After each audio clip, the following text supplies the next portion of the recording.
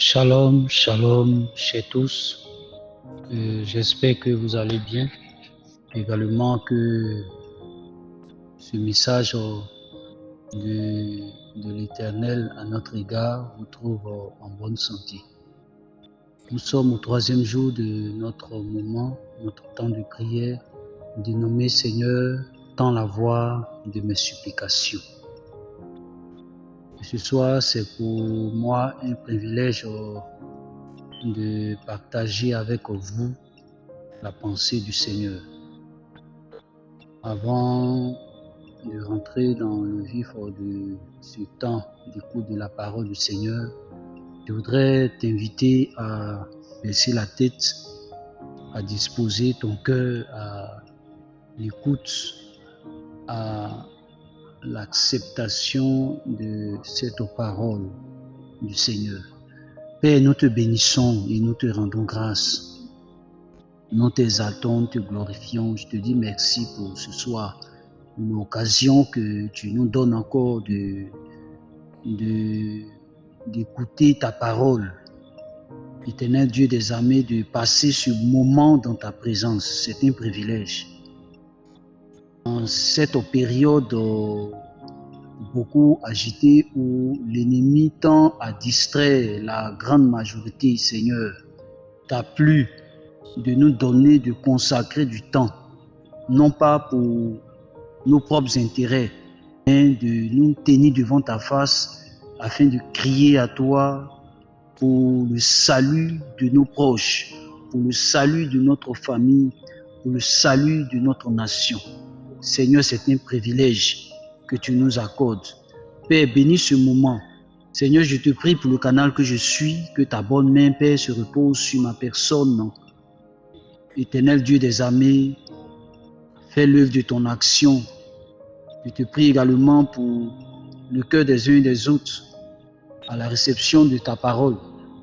Que les cœurs soient disposés à l'écoute, à l'acceptation et à la mise en pratique de cette parole. À toi seul toute la gloire, Seigneur, au nom de Jésus. Amen. Que Dieu nous bénisse. Que le Seigneur tende sa main sur chacun de nous, que sa faveur continue d'être notre partage. C'est une joie d'appartenir au Seigneur. C'est un grand privilège d'être enfant de Dieu. Et cela est un sujet de réjouissance. Quiconque s'assoit et médite sur ce statut qu'il a reçu, le fait d'avoir accepté Jésus-Christ et de vivre pour lui. Ce soir, nous allons prendre notre Bible dans le livre de Jérémie, Jérémie le chapitre 7 à partir du verset 16. Au travers de ce passage, Dieu parle à son serviteur Jérémie, qui est prophète, en interpellant par rapport au peuple. Et Dieu s'adresse à Jérémie en ces mots en disant: Jérémie, dis à ce peuple, je ne te demande pas d'intercéder, je vais ainsi paraphraser, je ne fais pas la lecture du texte, paraphraser pour que nous ayons l'idée de ce passage. Dieu dit à Jérémie: je ne te permets pas d'intercéder pour ce peuple, de lever ni supplication, ni prière, parce que l'attitude de ce peuple est restée inchangée, malgré les conseils que je leur ai donnés. Donc voici un peu la pensée de ce passage. Dieu a envoyé son serviteur, ou Dieu du moins a interpellé Jérémie pour ne pas qu'il intercède le peuple, pour ne pas qu'il supplie, qu'il apporte des supplications, pour ne pas qu'il prie, cause de l'attitude du peuple qui est resté inchangé. Le peuple n'a pas changé sa mauvaise conduite, le peuple n'a pas changé sa démarche en fait. Le peuple n'a pas quitté sa mauvaise voie. Quand on lit un peu plus haut dans le verset 1er, Dieu a envoyé Jérémie pour se positionner à la porte du temple. Et ayant pris cette position, alors Dieu va commencer à parler à Jérémie pour lui dire, interpelle le peuple par rapport à son attitude, par rapport à la voie qu'il est en train d'emprunter. Le peuple, en effet, avait abandonné l'Éternel. Le peuple s'était détourné carrément de son Dieu. Le peuple s'était plongé dans l'idolâtrie et le peuple avait commencé à pratiquer l'injustice au niveau social. D'où il n'accordait même pas le droit à la veuve, il ne plaidait pas pour l'orphelin et chacun opprimait l'un et l'autre selon son bon vouloir. Ce qui est l'image même de la souffrance et de la décadence.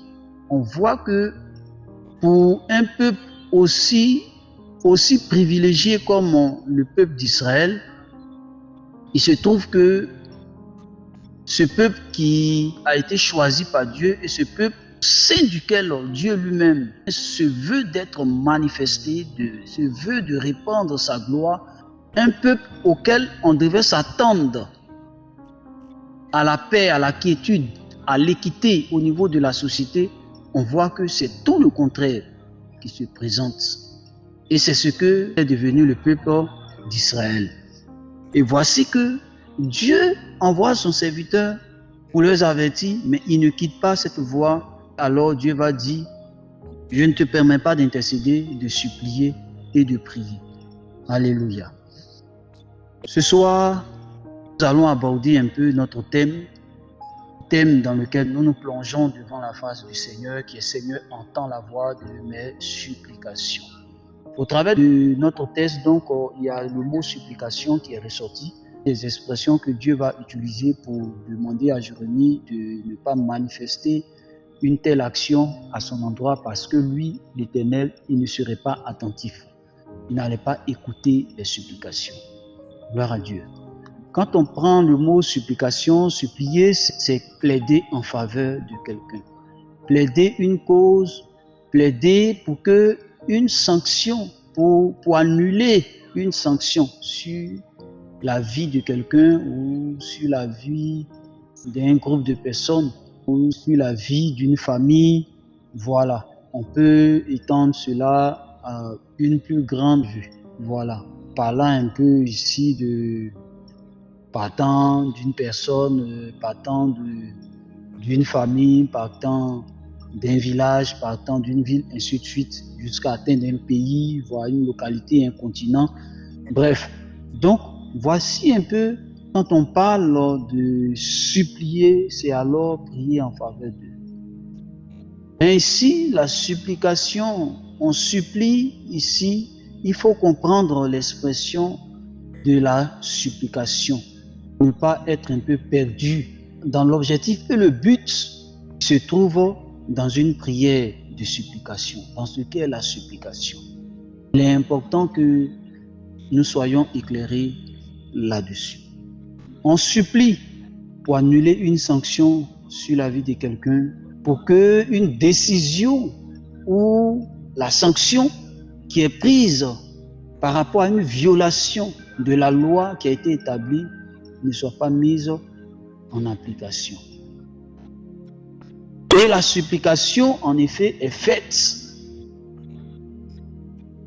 pas pour chasser les démons. On ne supplie pas dans un cadre de délivrance. La prière de supplication, ce n'est pas une prière qui est faite pour chasser les démons.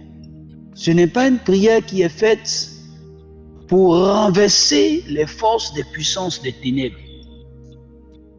Il faut faire très attention. Mais à quel moment donc on supplie? La supplication est faite à l'endroit de Dieu. La prière de supplication, elle est adressée à l'Éternel pour l'amener à changer une décision qu'il a arrêtée dans une vie, dans une famille, dans un pays, ainsi de suite, les arrêter, pour que Dieu rétablisse ou Dieu manifeste son bon cœur. C'est ce qu'il faut entendre par Dieu manifeste son bon cœur, que Dieu bénisse ce qu'il a maudit, ce qu'il a sanctionné. Il est important de connaître le Dieu à qui nous appartenons, le Dieu que nous servons. Aujourd'hui, dans pas mal de cas, beaucoup d'enfants de Dieu que nous sommes, nous sanctionnons au royaume des ténèbres. Nous sanctionnons le diable par rapport à ce qui nous arrive, par rapport à certaines conditions dans lesquelles nous nous trouvons. Mais c'est notre ignorance qui nous pousse à de telles réactions. Quand on regarde la vie du peuple d'Israël, la manifestation des œuvres, ou du moins du royaume des ténèbres, a eu un fondement. En effet, toutes les périodes de décadence des élus de Dieu, du peuple choisi de Dieu, a eu pour origine la colère de Dieu lui-même. La colère de Dieu lui-même. Quand Israël pêche, quand Israël entre dans l'idolâtrie, quand Israël n'obéit pas à la voix et au commandement de l'Éternel, l'Éternel se résout à punir le peuple et à prendre des sanctions. Et donc, c'est Dieu lui-même qui s'élève et qui sanctionne, qui prend une décision. C'est Dieu, dans sa colère, qui sanctionne le peuple à cause du fait que ce dernier ne marche pas selon sa parole. Et ce sont les sanctions de l'Éternel qui alors plongent le peuple dans la souffrance. Ce sont les sanctions de l'Éternel qui permettent à l'ennemi d'avoir accès à la vie du peuple. Bien-aimés frères et sœurs, la plupart du temps, c'est par notre légèreté que nous offensons l'Éternel, qui peut s'éloigner de nous. Et c'est quand l'Éternel s'éloigne de nous, alors l'ennemi peut avoir accès à notre vie. L'ennemi peut se lever, fomenter des plans et les réussir. Car Dieu lui-même dit dans sa parole que pour quiconque est son enfant, il veille sur la prunelle de ses yeux. L'enfant de Dieu qui marche selon sa parole et qui fait ses délices, Dieu le garde jalousement.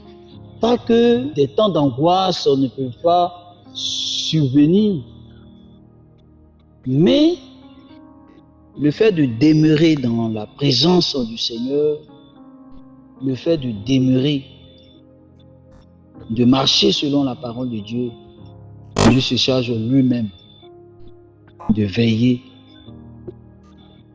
sur nos vies. Alors, bien-aimés frères et sœurs, ce soir, les prières que nous adressons, ce sont des prières de supplication. Pour que Dieu, qui a arrêté certaines décisions dans la vie de nos familles, certainement peut-être quelque part dans notre vie, dans notre façon de vivre, dans notre façon de marcher. Comme aujourd'hui, on regarde un peu la vie de l'Église, la vie des enfants de Dieu qui n'est plus différente de ceux du monde.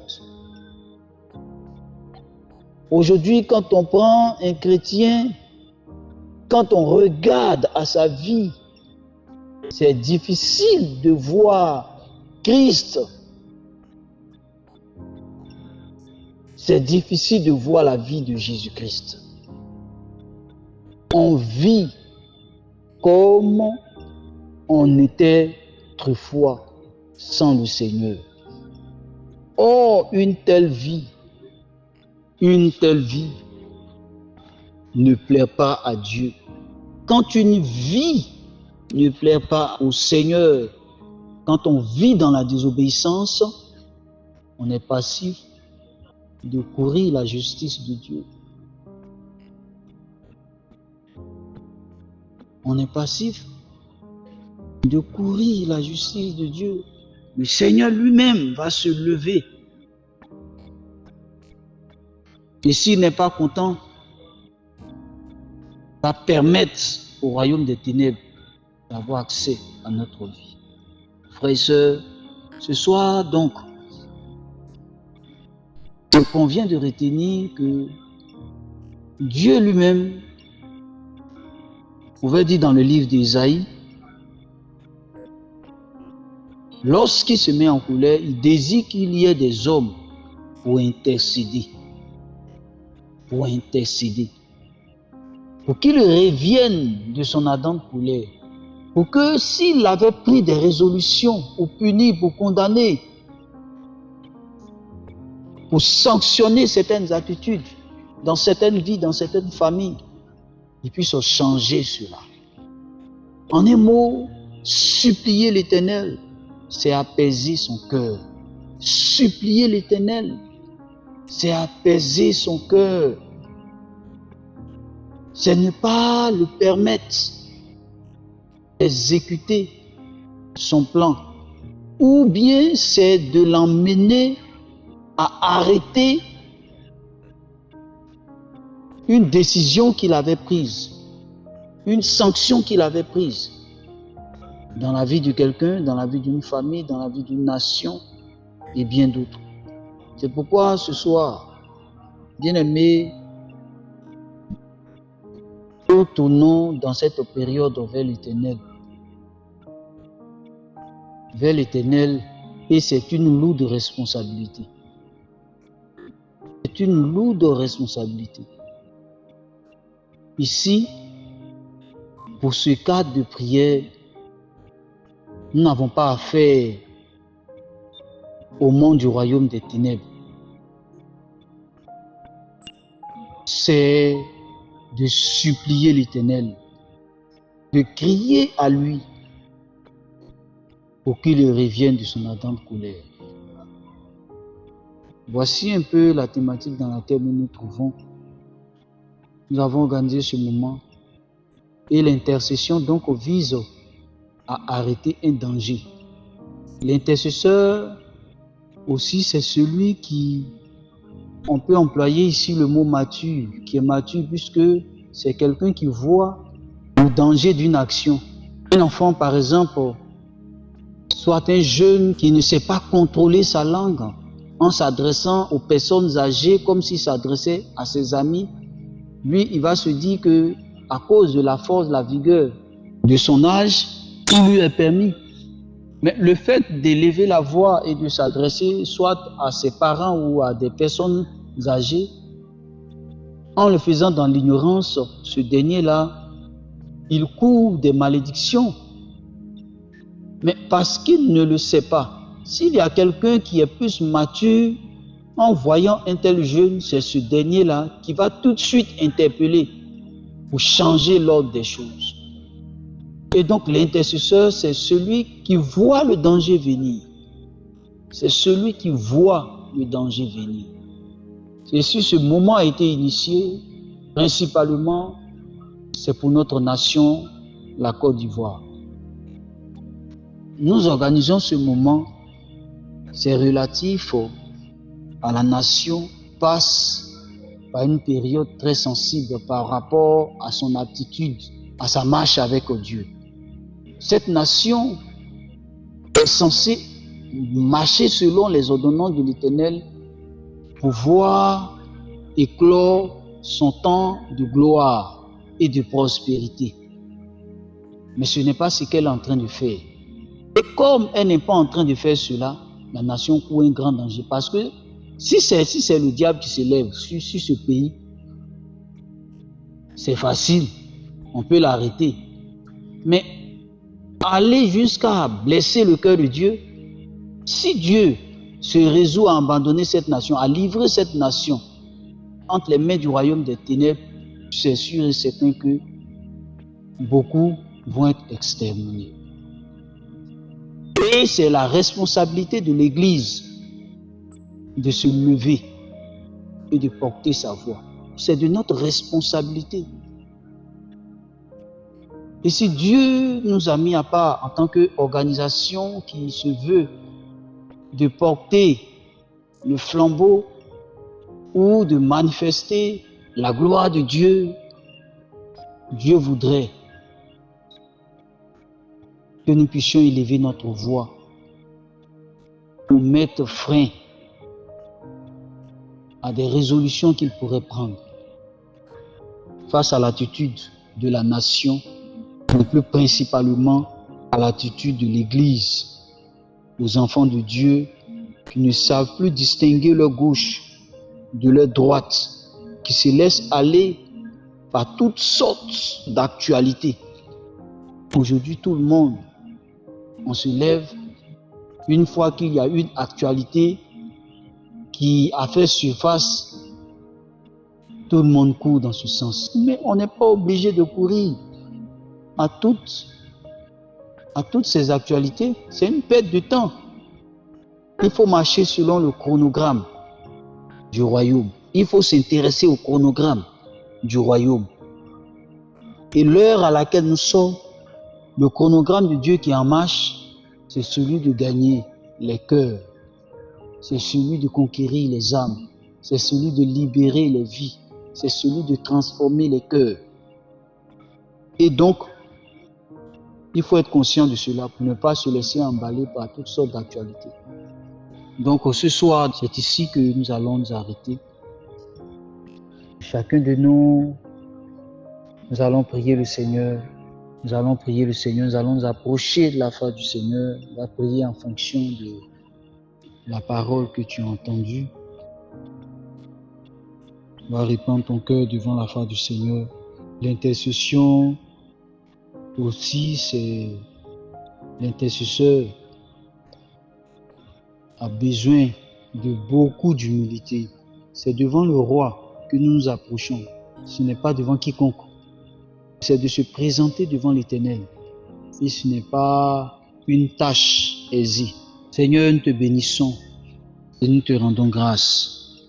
Nous élevons ton nom et nous t'exaltons. Je te remercie pour ce moment, ce temps que tu as bien voulu disposer pour nous éclairer, Seigneur, par rapport à ce moment que nous avons consacré, Seigneur des Seigneurs, Éternel Dieu des armées, à te servir, à réjouir ton cœur. Seigneur, Éternel Dieu Tout-Puissant, Père, il n'y a que toi seul qui peut nous permettre de plonger dans de tels moments. Saint-Esprit de Dieu, assiste-nous durant tout ce moment. Guide les uns les autres. Là où nos cœurs veulent être emballés par une sorte de distraction, là où l'ennemi voudrait, par la distraction, nous éloigner du but. Seigneur, donne-nous de prendre conscience et d'éviter tous ces pièges. Au nom de Jésus, que ta grâce soit manifeste pour chacun de nous. À toi seul toute la gloire. Au nom de Jésus. Amen.